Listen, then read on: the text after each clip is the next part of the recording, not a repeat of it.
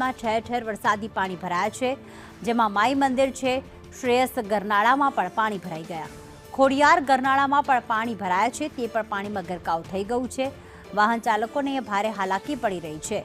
કરુણેશ જોડાઈ ગયા છે. કરુણેશ, 1 કલાકના વરસાદમાં આ પ્રકારે પાણી ભરાવાના દ્રશ્યો, ત્યારે લોકોને કેટલી મુશ્કેલી?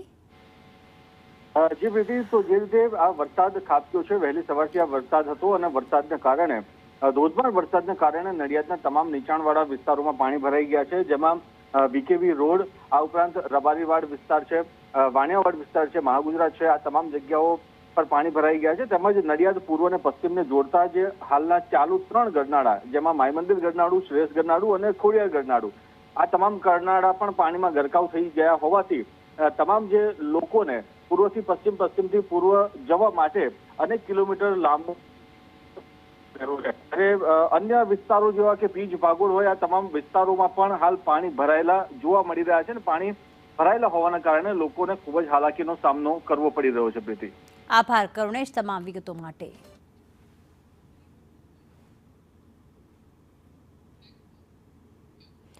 પંચમહાલના શહેરામાં વરસાદ